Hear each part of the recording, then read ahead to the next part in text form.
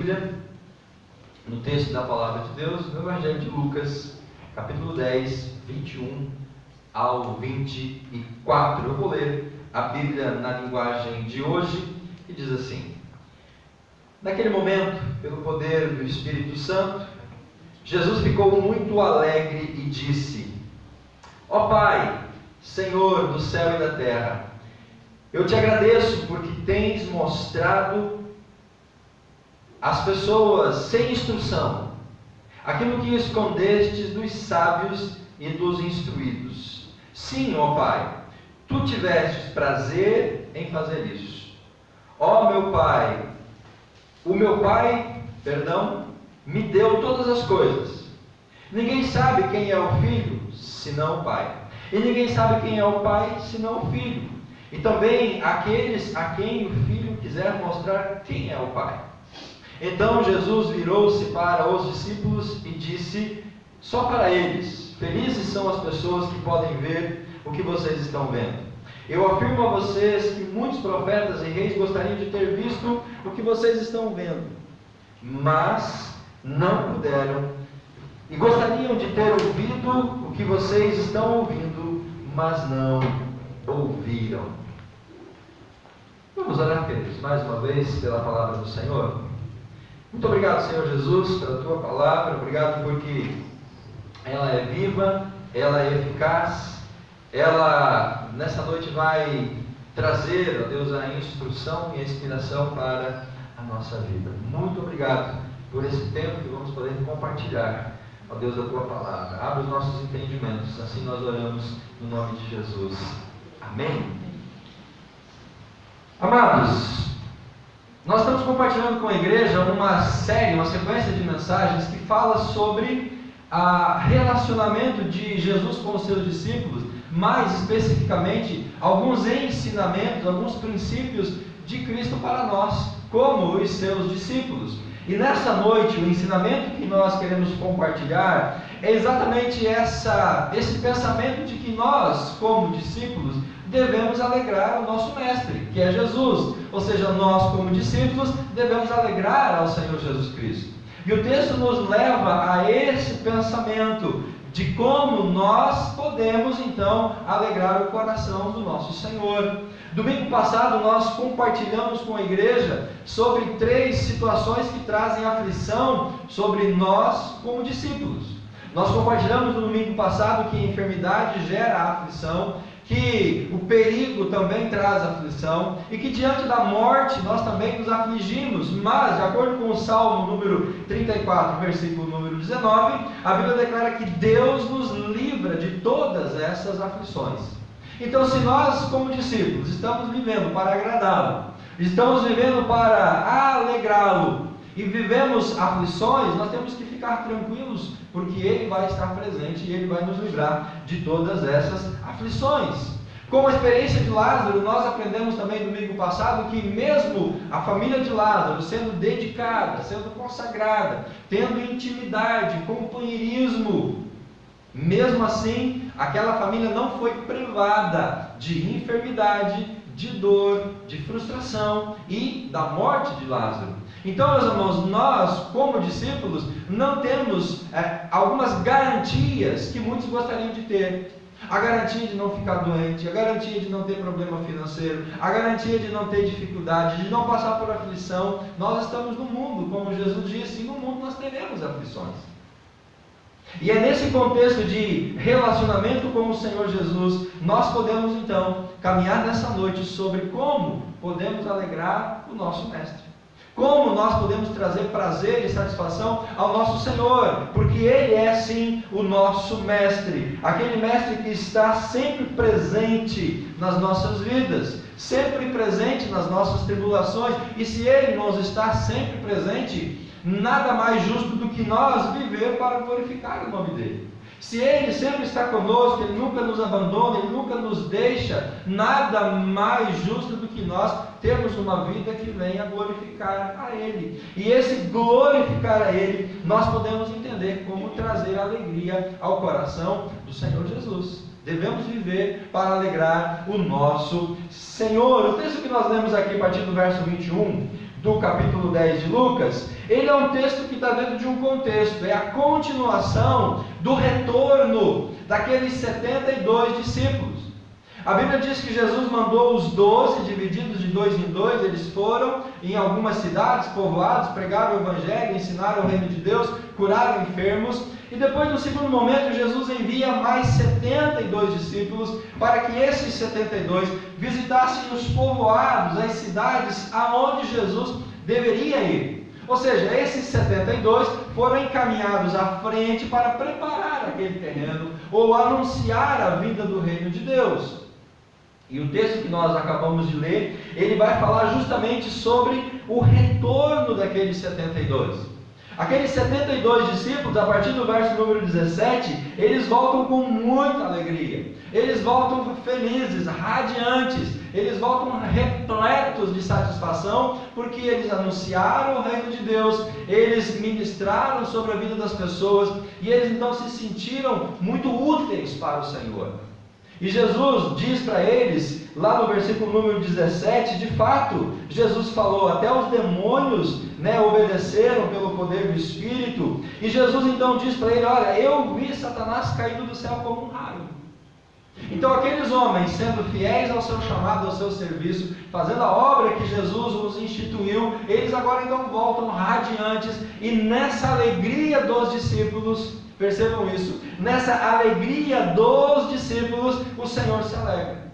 Porque ainda no verso número 20 nós lemos Jesus dizendo, não fiquem alegres, porque os espíritos maus lhes obedeceram, mas fiquem alegres, porque o nome de vocês está no livro da vida. E é nessa palavra, nesse contexto de Jesus dizendo isso, se alegrando com eles, que o texto então começa no verso 21, dizendo que naquele momento, por aquilo que aconteceu, por aquela experiência dos 72, a palavra declara que Jesus ficou muito alegre. Então aqui já nós temos, irmãos, a direção para essa palavra dessa noite, que nós, como discípulos, podemos alegrar o nosso mestre, ou nós também podemos entristecer o nosso mestre. O tom que Lucas traz aqui é um tom de alegria, é um tom de contentamento, é um tom de regozijo, tal qual nós hoje saímos lá da penitenciária, depois de assistir o batismo de 16 internos. Irmãos, que momento glorioso, que bênção poder ver aqueles homens cantando, adorando a Deus, glorificando. Nós chegamos na sala onde ia ser o batismo e já estava tudo pronto, a piscina cheia de água, os internos todos sentados, louvando, cantando com alegria, com paixão. E durante todo aquele momento de culto, esse foi o espírito de alegria, de satisfação, homens chorando, se entregando ao Senhor Jesus. E quando nós saímos de lá, aquela sensação de alegria, de prazer, de contentamento. Glória a Deus por isso. Então é nessa nossa alegria que o Senhor também se alegra. Porque com certeza, se nós saímos de lá alegres, Jesus ficou lá com eles, alegre também, e Ele nos acompanhou felizes. Então, nós como discípulos, dependendo daquilo que nós fazemos ou como nós agimos, nós vamos alegrar ao nosso Senhor, ou talvez nós vamos entristecê-los. A motivação da alegria é justamente o quê? A salvação. A glória do Senhor sendo derramada sobre aquelas pessoas. A motivação da alegria do discípulo é quando, pelo pleno conhecimento de Deus e pelo amor que nós temos ao Senhor, nós vivemos de tal maneira que compartilhamos a graça e as pessoas aceitam essa graça e elas então são ministradas pelo poder do Espírito Santo, e o agente dessa alegria é o próprio Espírito. O texto diz no verso 21 ainda que pelo poder do Espírito Santo Jesus ficou muito feliz. Então o agente de alegria é a graça salvadora do Senhor, e aquele que opera essa alegria em nós e no Senhor Jesus também é a presença do Espírito Santo. Dessa forma nós podemos então nos alegrar e jubilar ao nosso Deus. Se nós olhamos para a vida dos discípulos, os 12, nós vamos ver no primeiro momento que aqueles 12, eles entristeceram a Jesus Cristo. Eles entristeceram a Jesus principalmente na prisão e na crucificação do Senhor. Porque naquele contexto, os 12, sem exceção, abandonaram a Jesus Cristo. Os 12 negaram a Jesus Cristo. Além deles mentirem, traírem, no caso de Judas, abandonarem Jesus Pedro depois nega Jesus e eles então fogem. Nessa atitude deles, eles vão trazer alegria, não, tristeza ao coração do Senhor. Mas logo depois de alguns instantes, de alguns dias, de algum tempo, nós vemos que aqueles mesmos 12 homens que antes entristeceram o Mestre, agora eles vão, exceto de Judas, trazer alegria. Aqueles 12 homens que negaram, que traíram, que foram infiéis ao Senhor e que por isso entristeceram a Ele, depois, menos Judas, que continuou com seu coração endurecido, eles então alegraram, porque eles então serviram ao Senhor, eles cumpriram o seu ministério, eles viveram e eles morreram por amor ao seu Mestre. E com certeza, esse segundo instante da vida dos 12 alegra muito o coração do Senhor. É nesse contexto, meus amados, que nós vamos então aprender 3 princípios que nós podemos alegrar ao nosso Mestre. E se nós aplicarmos esses 3 princípios, se nós vivermos essas 3 perspectivas da vida cristã, pode ter certeza, você vai gerar muita alegria no coração do Senhor.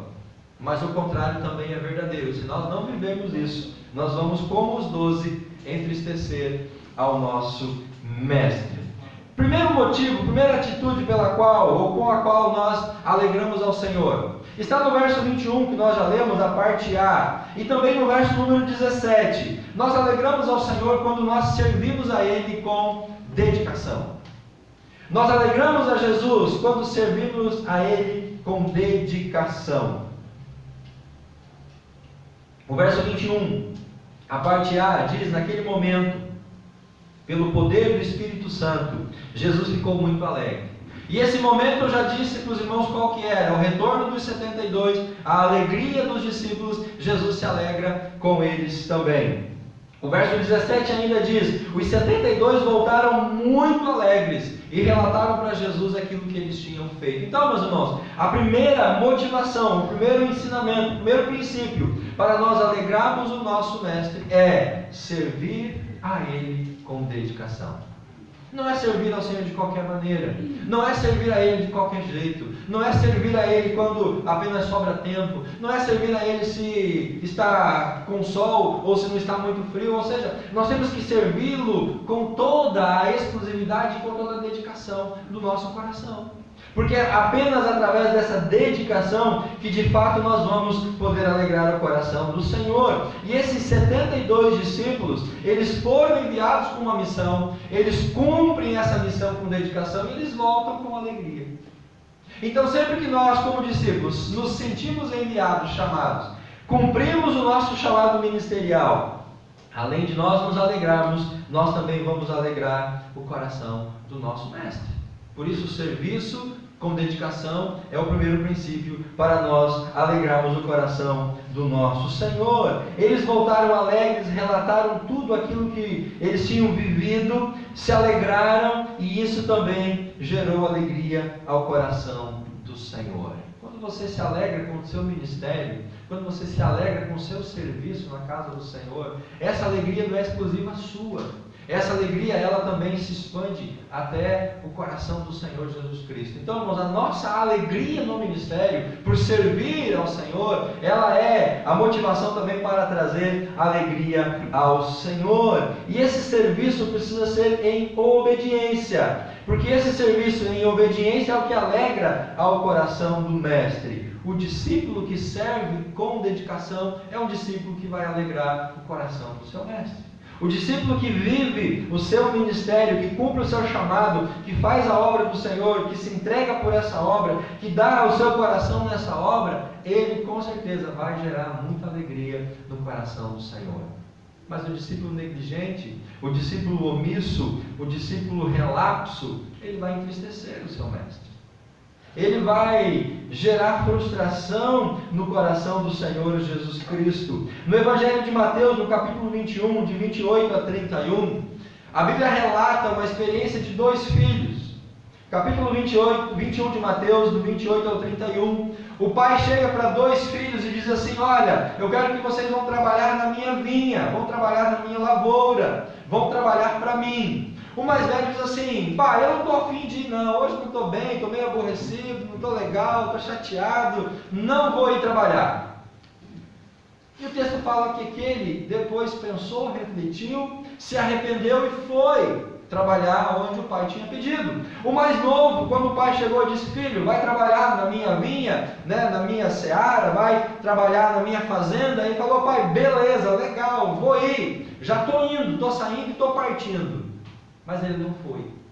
Ele acabou não cumprindo a sua palavra. E aí Jesus então volta para a sua audiência, o seu auditório, e diz assim: vem cá, qual dos dois filhos agradou ao seu pai? O primeiro que disse que não ia, mas depois refletiu, se arrependeu e foi? Ou o segundo que prontamente atendeu, dizendo que ia e não apareceu no trabalho?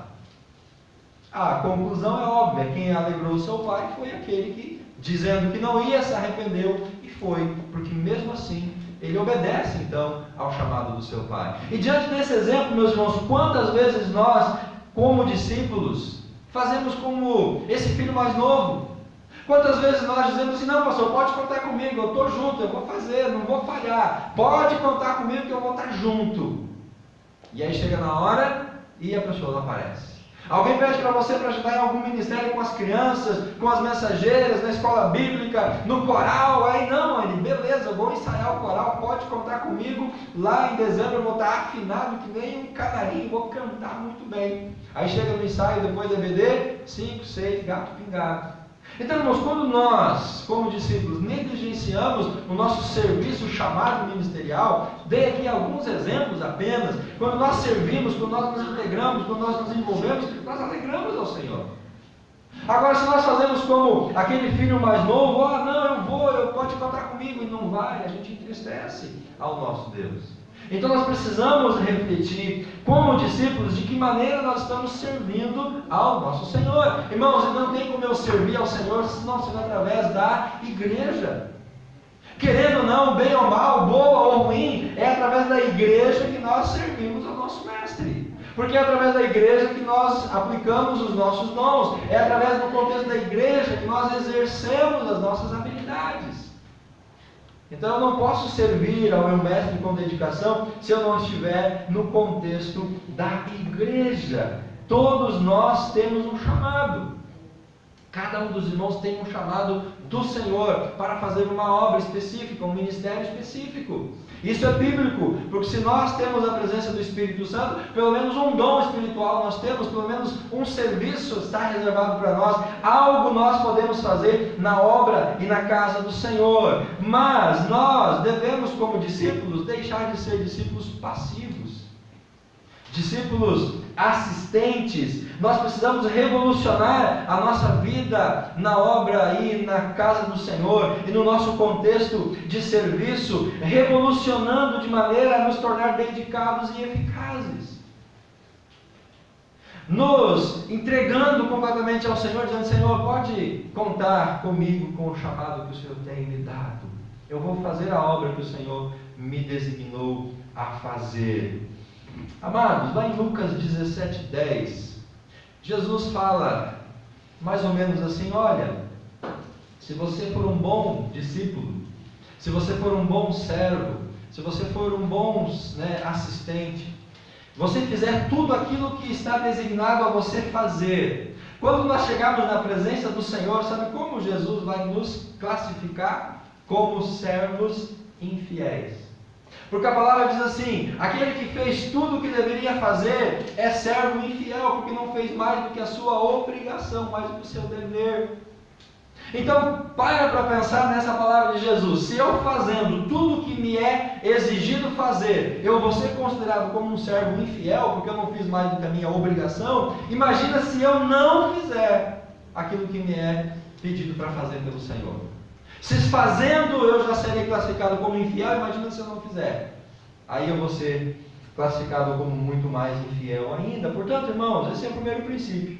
Se nós queremos alegrar o nosso Mestre, se você quer alegrar o coração do Senhor Jesus, se você quiser dar alegria para Cristo, sirva com dedicação ao Senhor, por meio da igreja, se envolvendo na obra local do ministério da sua igreja. Segundo lugar, verso 21, parte B, de Lucas capítulo 10 e o verso número 22. Nós alegramos ao nosso Mestre também, conhecendo o Pai, conhecendo o nosso Deus.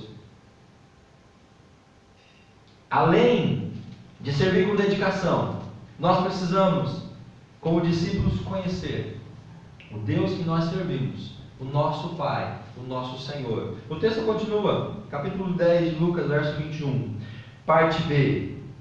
Jesus orou e disse assim: ó Pai, Senhor do céu e da terra, eu te agradeço porque tens mostrado às pessoas sem instrução aquilo que escondeste dos sábios e dos instruídos. Sim, ó Pai, tu tiveste prazer em fazer isso. Verso 22. O meu Pai me deu todas as coisas. Ninguém sabe quem é o Filho a não ser o Pai. E ninguém sabe, conhece, entende quem é o Pai a não ser o Filho. E olha o que Jesus diz: e também aqueles a quem o Filho quiser mostrar quem é o Pai. Então, meus irmãos, quem é que pode conhecer a Deus o Pai? Quem é que pode chegar ao conhecimento de Jesus Cristo? Quem pode ter essa iluminação? Apenas aqueles a quem o Pai quiser se deixar conhecer e fizer isso por meio do Senhor Jesus Cristo. Essa foi a oração de Jesus: Pai, obrigado porque o Senhor permitiu, obrigado porque o Senhor deixou, o Senhor escolheu se tornar conhecido a esses simples, a esses homens simples, a esses discípulos simples, humildes, a essas pessoas simples. Obrigado porque o Senhor proporcionou a elas esse conhecimento. Aquilo que os sábios, os instruídos não alcançaram, o Senhor se deixou conhecer por essas pessoas. E a partir então desse contexto, irmãos, que eu digo que ao alegrarmos o coração do Mestre, é preciso então conhecer quem é o Pai, quem é Deus. Ninguém sabe quem é o Pai a não ser o Filho, e também aqueles a quem o Filho quiser mostrar quem é o Pai. Então, se eu conheço o Pai, se eu conheço a Deus, se eu tenho intimidade, profundidade, um relacionamento com o Pai, eu vou alegrar ao meu Mestre, ao meu Senhor. Porque esse conhecimento ele vem fruto da minha intimidade com o Senhor. Jesus ora, agradecido pela autorrevelação de Deus aos seus discípulos. E não era um conhecimento superficial, era um conhecimento profundo. Era um conhecimento com muita substância. Conhecer o Pai é privilégio daqueles que Ele escolheu. Conhecer a Deus não é algo da nossa intelectualidade.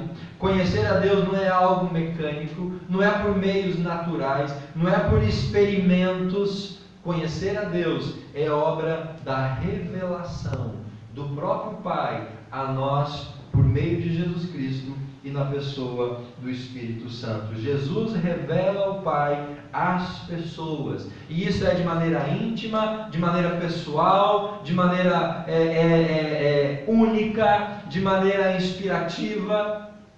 Jesus revela o Pai para nós, não é num contexto, não é num grupo, não é numa grande concentração. Essa revelação ela é individual, ela é pessoal, porque ela se dá através da intimidade de Jesus com Deus, e isso quem opera é o Espírito Santo. A palavra de Deus diz que quem convence o homem do pecado, da justiça e do juízo é o Espírito do Senhor.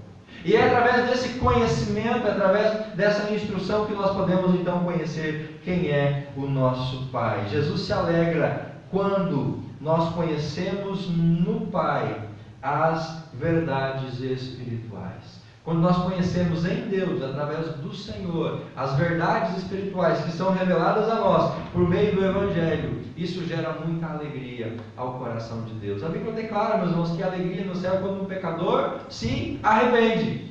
E esse arrependimento é fruto do quê? Dessa auto-revelação de Deus a essas pessoas. Eu e você só nos convertemos, só nos arrependemos e só damos alegrias ao Senhor, por quê? Porque um dia Deus permitiu que nós o conhecêssemos. Quantas pessoas que você tem orado, você tem insistido e essa pessoa ainda não abriu os olhos? É porque ela ainda não recebeu a iluminação e o conhecimento espiritual que Jesus revela através do Espírito. Se nós então conhecemos o Pai pelas verdades do Evangelho, nós alegramos a Ele. Mas se nós não conhecemos, ou seja, se nós rejeitamos, se nós negligenciamos, se nós não valorizamos essas verdades, nós então entristecemos ao coração do Senhor. Quantas pessoas hoje, por manter ainda o coração endurecido para Cristo, estão entristecendo a Ele?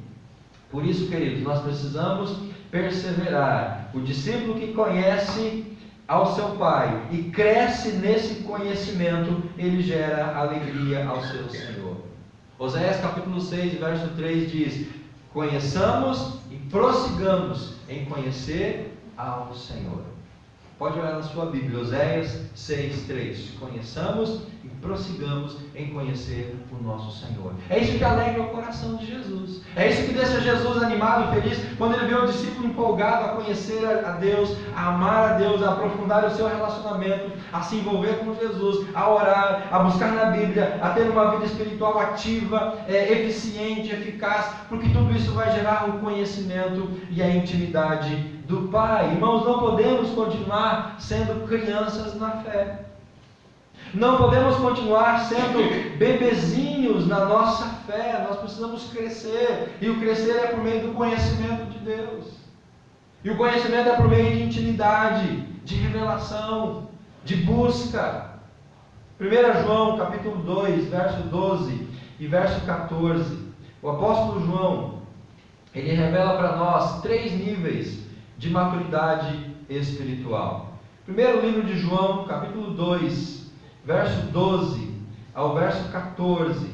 O apóstolo João, ele diz: filhinhos, escrevo a vocês porque os seus pecados são perdoados por causa de Cristo. Primeiro nível de maturidade espiritual, filhinhos, bebês na fé, criança espiritual, pessoas novas convertidas, recém-convertidos ao Senhor Jesus Cristo. O que essas pessoas sabem? Que conhecimento eles têm? João diz: olha, vocês sabem que os seus pecados estão perdoados. Então, o novo convertido, a pessoa que começa a se relacionar com o Senhor, que faz pouco tempo que está numa caminhada espiritual, ela é considerada uma criança, um bebê na fé, porque ela tem esse conhecimento mínimo. O que ela sabe de Deus? Que Deus a perdoou por meio de Jesus Cristo. Versículo número 13: pais, eu vos escrevo porque vocês conhecem aquele que existiu desde a criação do mundo. Jovens, eu vos escrevo porque vocês venceram o maligno. Então, segundo nível de crescimento, o jovem. O filhinho, a criança espiritual, e agora tem o jovem. Qual que é a diferença do jovem para o filhinho? João declara: jovem, vocês são fortes, vocês venceram o maligno. Então o jovem, ele já caminhou na sua jornada espiritual, ele já caminhou no seu conhecimento do Pai, ele se fortaleceu espiritualmente, e agora então ele já resiste ao diabo, ele já resiste ao inimigo, ele já é um vencedor sobre as ciladas do inimigo. E o terceiro nível de maturidade é o que João fala: os pais, eu vos escrevo porque vocês conhecem aquele que existiu desde a criação do mundo. Olha o conhecimento profundo do Senhor. O pai espiritual, ou seja, aquele que já é maduro, aquele que chegou a um crescimento espiritual mais elevado, ele tem o quê? Um conhecimento mais profundo de Deus, e isso o torna numa qualidade espiritual de maturidade de pai. Verso 14, João resume: escreva a vocês, filhinhos, porque vocês conhecem o Pai. Mas esse conhecimento é o conhecimento superficial, é o conhecimento básico. Escreva a vocês, pais, porque vocês conhecem aquele que existiu desde a criação do mundo, conhecimento profundo. Escreva a vocês, jovens, porque são fortes, a mensagem de Deus vive em vocês, e vocês já venceram o maligno.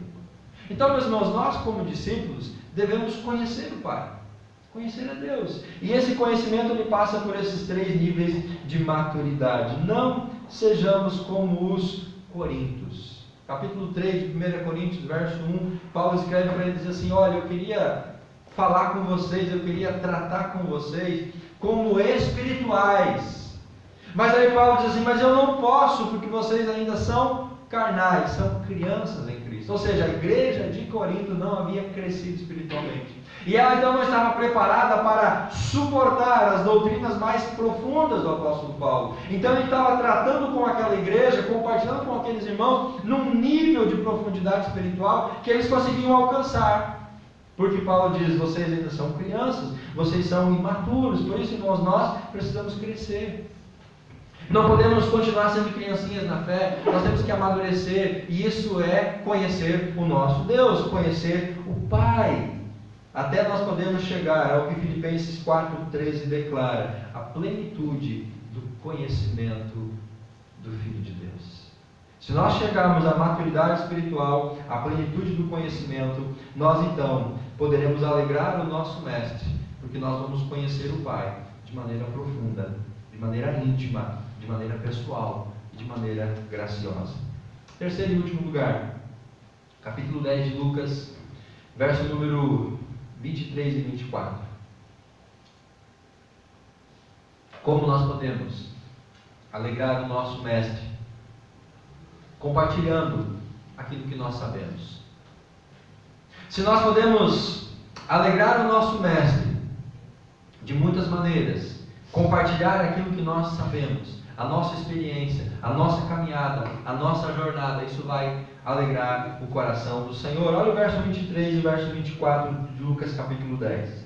Então Jesus virou-se para os discípulos e disse para eles: felizes são as pessoas que podem ver aquilo que vocês estão vendo. Ou seja, Jesus diz: olha, são felizes aqueles que vão experimentar o que vocês já experimentaram.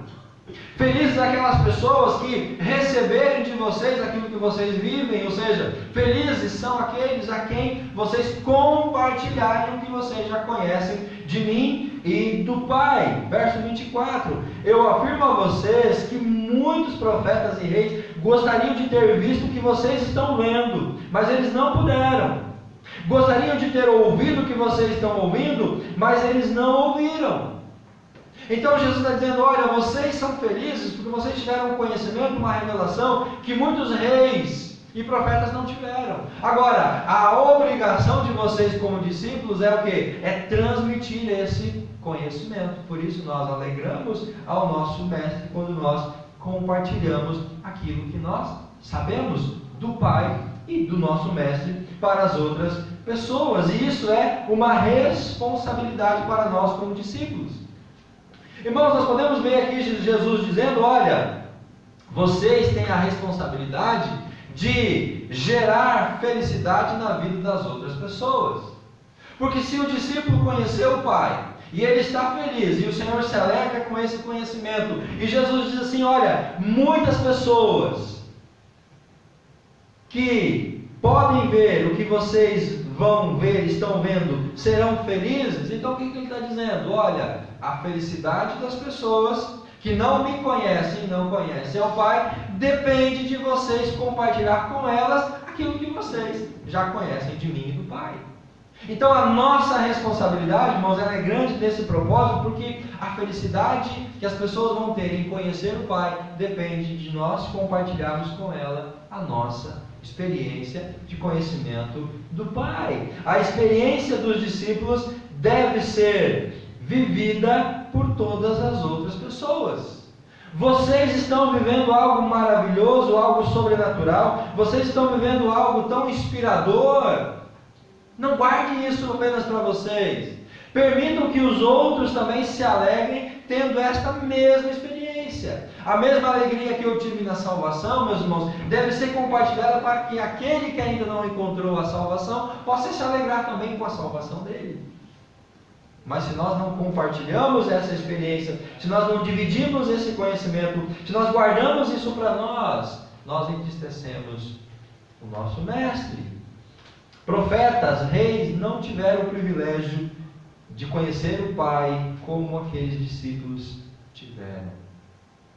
Aqueles homens, reis, profetas dariam tudo, toda a sua honra, toda a sua glória, toda a sua fortuna para ter a mesma experiência que os discípulos tiveram.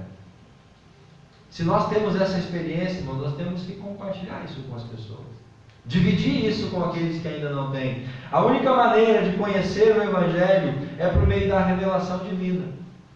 Então, se nós guardamos a mensagem, se nós não compartilhamos o que nós sabemos, se nós retemos esse conhecimento, como que as pessoas vão conhecer o Pai? Não vão conhecer. Porque elas não vão conhecer o Pai de maneira natural, de maneira normal, de maneira carnal. É algo que é revelado. E nós podemos então compartilhar esse conhecimento para que essa revelação do conhecimento chegue a essas pessoas também. Então, se nós guardamos a mensagem do Evangelho ao nosso coração, não compartilhamos, nós vamos impedir com que as pessoas possam se alegrar com a nossa alegria de conhecer ao Senhor. Logo devemos compartilhar as nossas experiências e o nosso conhecimento do Pai. Devemos, irmãos, compartilhar as nossas experiências e o nosso conhecimento. Devemos abrir os nossos lábios. Tem-se dito na escola bíblica da igreja que nós somos bons perdedores de oportunidades. E muitas vezes, de fato, isso é uma grande realidade. Nós perdemos grandes oportunidades de compartilhar com as pessoas aquilo que nós conhecemos do Pai. Nós ficamos tímidos, nós ficamos encabulados, desinibidos, receosos, e nós guardamos o nosso conhecimento, não compartilhamos com as pessoas, e elas então não se alegram por conhecer o Pai, porque nós somos negligentes em transmitir aquilo que nós conhecemos. Pela fé, o entendimento será aberto, e isso foi a experiência que os discípulos tiveram. Como que as pessoas que não conhecem a Deus vão conhecer a Deus? Através do entendimento delas sendo aberto. E isso acontece pela fé no Senhor. Quando nós conhecemos a Jesus, conhecemos o Evangelho, depositamos a nossa fé nele, nosso entendimento se abre. O apóstolo Paulo diz que existem como que venda nos olhos das pessoas, impedindo que elas vejam a graça do Evangelho e vendo, creiam para a salvação. Então, irmãos, o diabo tem cegado as pessoas. E é por isso que as pessoas não estão se convertendo, porque elas estão cegadas pelo inimigo. Mas se nós compartilhamos o Evangelho, se nós partilhamos a mensagem, se nós dedicamos e compartilhamos o que nós temos, a mente dessas pessoas, o olhar espiritual vai se abrindo. As cadeias vão caindo, as barreiras vão caindo, e essa pessoa vai sendo iluminada pela palavra, pelo Espírito, pelo Senhor. A verdade da salvação vai sendo revelada a ela, e então ela vai poder conhecer o Pai como nós conhecemos. Ao compartilhar esse segredo messiânico, o segredo da salvação, nós alegramos a Jesus.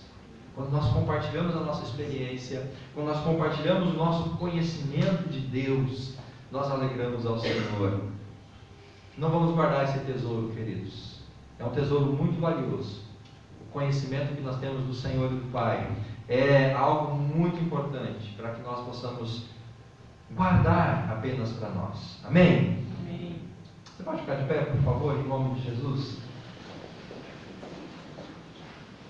Nós alegramos ao nosso Mestre quando nós servimos com dedicação. Nós alegramos ao Senhor Jesus quando Ele olha para nós e vê, ali está um servo dedicado, um servo consagrado. Nós alegramos ao nosso Mestre quando Jesus contempla a igreja animada, a igreja feliz. Irmãos, que bênção ontem à noite o culto que nós tivemos. Que bênção ver a igreja envolvida, os irmãos envolvidos, preparando os detalhes, compartilhando. Que bênção poder ver as pessoas aqui se alegrando. Isso é parte desse serviço com dedicação. Quem arrumou, quem enfeitou a igreja, quem planejou a cerimônia, fez com dedicação para glorificar a Deus. É isso que o Senhor está falando para nós, que como discípulo nós podemos alegrá-lo servindo com toda a dedicação da nossa vida. Não podemos ser servos omissos, negligentes, servos ineficazes. Alegramos ao nosso Senhor também conhecendo, aprofundando a nossa maturidade espiritual, galgando os degraus de conhecimento e de maturidade.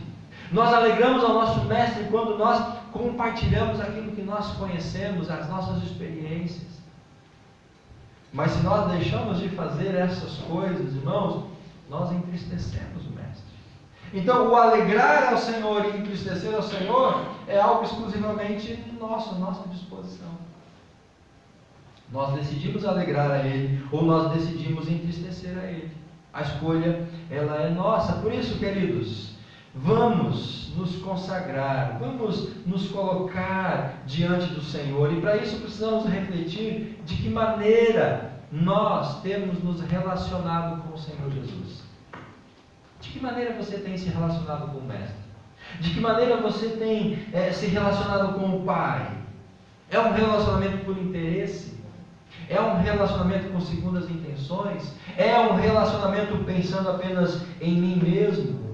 Ou é um relacionamento com a disposição de ser usado? Usado como um canal de bênção, como um vaso, como um instrumento? Quando nós decidimos ser usados pelo Senhor, nós servimos com dedicação, nós aprofundamos o conhecimento, nós compartilhamos o que nós conhecemos do Pai.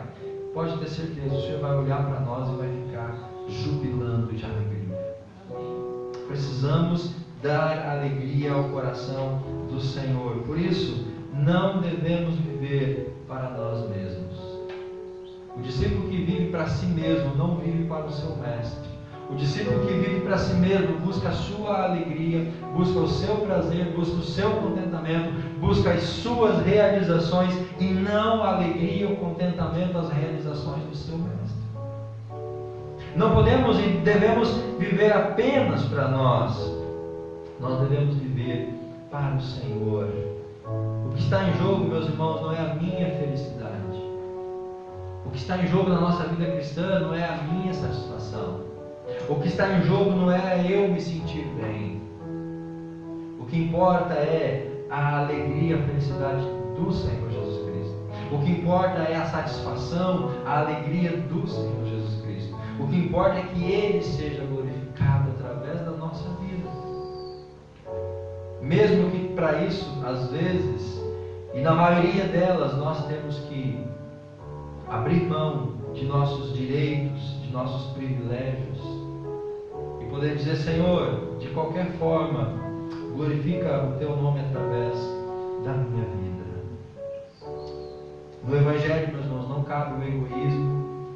No Evangelho não cabe a arrogância. No Evangelho não cabe apenas eu. No Evangelho cabe o nós, a dedicação, o sacrifício, a entrega, a busca. Por isso, vivamos para refletir o amor de Cristo às outras pessoas. Vamos viver de tal maneira que nós possamos refletir o amor do Senhor de nós para as outras pessoas. Vivamos de tal maneira que nós possamos refletir a graça do Senhor que está sobre nós para as outras pessoas. E assim nós vamos levá-las aos pés de Jesus. E quando elas chegarem aos pés de Jesus, elas vão trazer alegria para Jesus. Obrigado, Deus. Obrigado porque, como discípulos, podemos ser usados para alegrar o Teu coração. Nos ajuda a fazer isso, Pai.